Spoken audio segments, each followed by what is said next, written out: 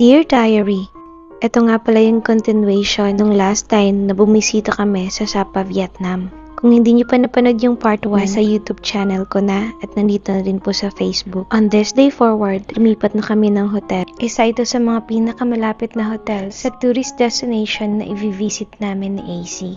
Ito ang Katkat Resort and Spa. Actually, isa yata ito sa may mga pinakamagandang facilities na napuntahan ko sa lahat ng mga hotels na na-visit ko dito sa Vietnam. Medyo napaaga ang dating namin dyan, kaya tumambay muna kami sa lobby until our check-in time. Ang ganda ng view sa lobby nila, mapa-fire pit pa nga sila eh. Mas visible pa nga yata yung view kapag hindi talaga foggy day. Anyway, since maaga talaga kami dumating dyan, proceed na muna kami sa aming tour. Sinundo na kami ng aming tour guide. Yan nga po pala si Miss Song. And nagbiro pa nga ako dyan. Sabi ko ang first name niya ay B, last name niya ay Song.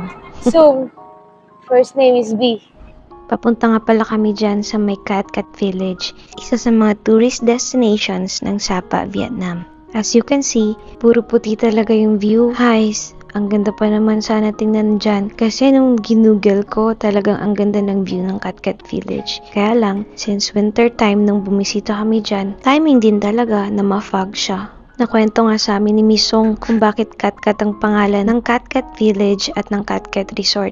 Noong unang panahon, yung mga hamong o yung mga tawag sa mga unang taong nakatira sa bayan nila ay hindi mabigas-bigkas ang salitang French na cascade. Ang ibig sabihin ay waterfalls sa English. Naging colony nila dati ang France. Ang Sapa, Vietnam ay puno ng waterfalls. Kaya tinawag nila itong cascade. Pero Katkat kung basahin ng mga hamong. Anyway, papunta dun sa mismong village nila ay marami kang madadaanan ng mga magagandang tanawin. Nakaka-amaze nga kasi pwede ka mag-rent ng kanilang traditional dress. Kaya lang, since lumakas ang ulan nung time na yon at nakaputi ako na sapatos, hindi yung traditional dress ang nirent ko, kundi bumili muna ako ng raincoat at saka pamprotekta sa sapatos. Ang saya lang kasi tinutulungan ako magbihis ng tindera dyan.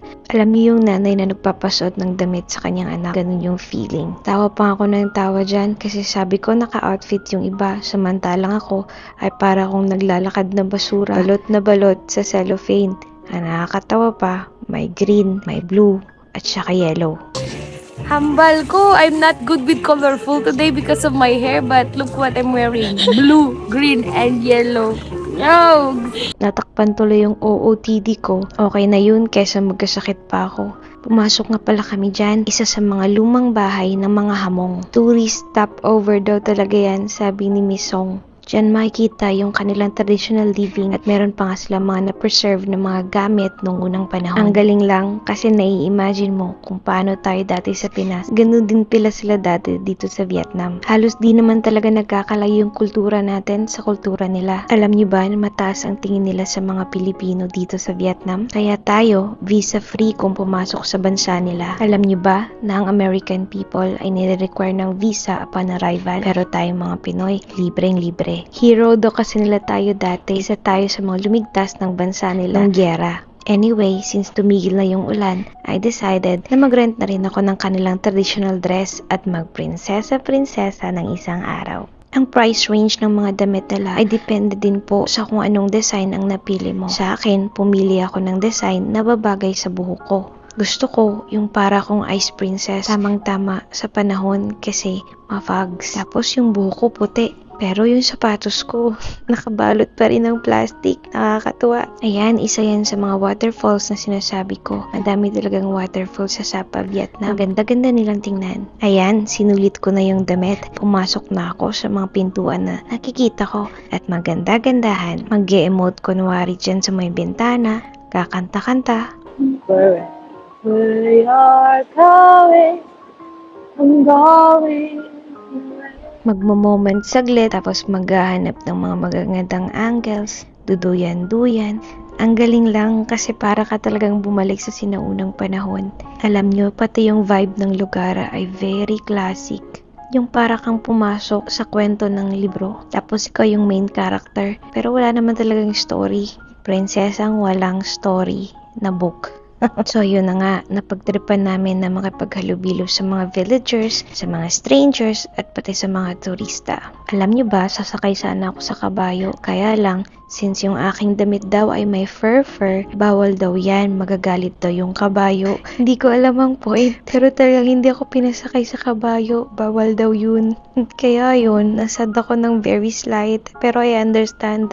Tapos na kaming mag-tour, kaya yan, tinanggal na yung mga damit sa akin. At balik na naman ako sa pagiging walking trash. Timing lang din kasi bumalik din yung ulan. Patapos na yung tour namin dyan at pabalik na kami ng hotel maya-maya. May mga nadaanan pa kaming iilang waterfalls, maliliit at mga malalaki. Si AC, hindi siya sumuot ng dress na nirent ko. Ewan ko ba kung ba't ayaw niya?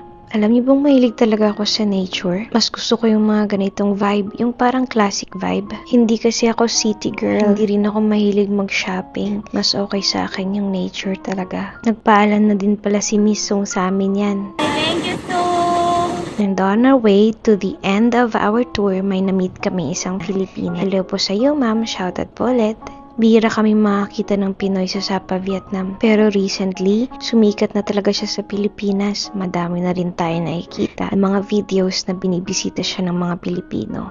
Yan nga pala, nakabalik na kami sa aming hotel, nakapag-check-in na din kami at papunta na kami sa aming kwarto. And since uphill yung kwarto namin, ay kailangan pa namin sumakay ng buggy. Grabe, ang taas ng lugar na to. Ang ganda-ganda. I-room tour ko kayo ng very slight lang. Na-surprise talaga kami ni AC pagbukas namin ng pinto. Sobrang ganda. Mas maganda pa nga yata pag visible talaga yung view sa labas. Pero ang vibe niya talaga very classic. Modern na retro. Ganun. Nakakatuwa kasi pati yung banyo nila ay kita yung labas. And since wala pa kaming kain niya ni AC, nag-room service na lamang kami para sa aming dinner. Kinabukasan, maaga kami naglakad-lakad bago kami pumunta sa breakfast buffet. Hindi talaga ako nagbe-breakfast, guys. Pero kasi ang sarap ng mga pagkain dito sa Vietnam.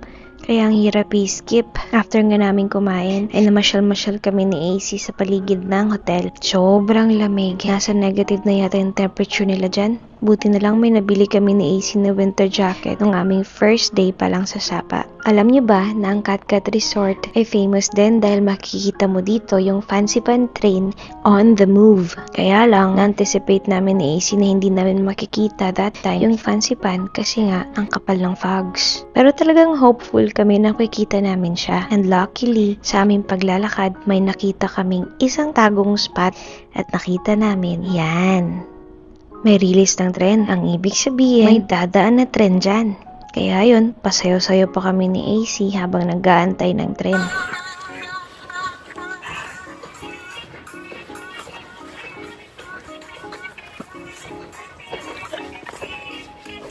Hanggang sa, ayun na nga, dumating na nga siya.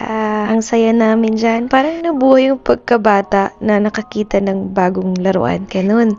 At hindi lang isa, kundi dalawa pa. Nag-poop nga sila dyan sa amin eh. Parang na-recognize sila na tuwang-tuwa kami sa baba na nakita namin sila sa taas. Kaya yun, after nun, balik na kami ng kwarto kasi magre-ready na kami ng check-out. Sa susunod ko na vlog, dadalhin ko naman kayo sa Hanoi, ang capital ng Vietnam. But of course, bago umalis, mag-party muna, sayo-sayo ng onti, happy-happy ng onti, living the moment, kumbaga, treasure every memory that God is giving you. Kasi alam ko, may reason kung bakit hindi 100% na nakita namin ang mga view. Kasi may i-look forward ka sa next visit mo. This is truly one of the book, one that I can truly remember for the rest of my life. That the real beauty comes with simplicity. And maybe that's the reason why I keep on coming back here in the country of Vietnam. It is simple, pero elegant.